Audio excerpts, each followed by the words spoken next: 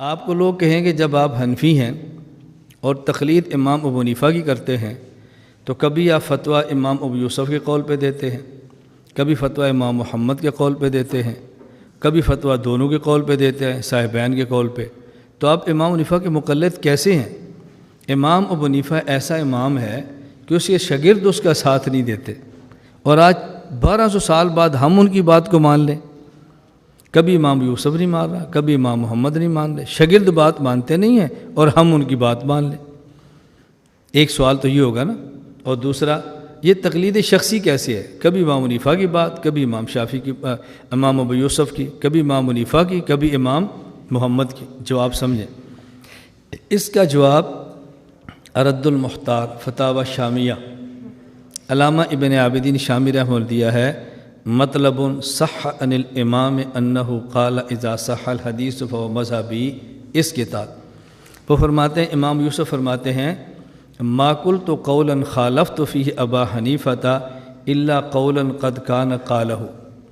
میں جب بھی کسی مسئلے پر اپنے استاد جی کی مخالفت کرتا ہوں، میں مخالفت نہیں کرتا، کسی مسئلے پر استاد جی کے 2 قول ہوتے ہیں، ان میں سے میں ایک قول لے لیتا ہوں، وہ میرا قول نہیں ہوتا، وہ ہمارے استاذ کا ہوتا ہے۔ اب ہم جب امام ابو یوسف کی بات کرتے ہیں تو در حقیقت امام حنیفہ کی ہوتی ہے، بلکہ اس سے بڑھ کر علامہ شامی نقل کرتے ہیں، فرماتے ہیں وَإِذَا أَخَذَ وَفِي آخِرِ الْحَاوِيَ الْقُدْسِي وَإِذَا أَخَذَ بِقَوْلِ وَاحِدٍ مِّنْهُمْ يَعْلَمُ قَطْعًا أَنَّهُ يَكُونُ بِهِ آخِذًا بِقَوْلِ أَبِي حنیفہ فَإِنَّهُ رَوَىٰ عَنْ جَمِيعِ أَصْحَابِهِ، امام صاحب کے تمام شاگردوں سے مروی ہے، کیا؟ جمیع اصحاب من الکبار کابی یوسف و محمد و ظفر والحسن، امام ابو یوسف، امام محمد، امام ظفر، امام حسن، جو امام حنیفہ کے اجل اور بڑے شاگرد ہیں، وہ کیا کہتے ہیں؟ کہتے ہیں ما قلنا فی مسئلۃ قولا الا وهو روایتنا عن ابی حنیفۃ واقسموا علیہ ایمانا غلاظا فلم یتحقق اذن فی الفقہ جواب ولا مذہب الا له کیف ما کان۔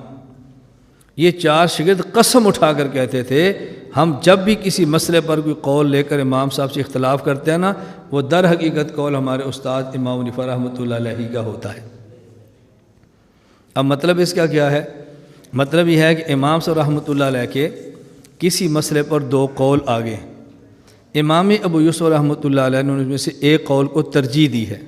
اور ہم بعد والے کہتے ہیں کہ اس مسئلے پر امام ابو یوسف کی رائے یہ ہے اور امام صاحب کی رائے یہ ہے۔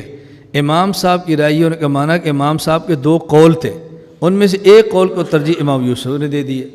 یا ایک قول کو ترجیح امام محمد نے دے دی ہے، یا ترجیح ایک قول کی حضرت امام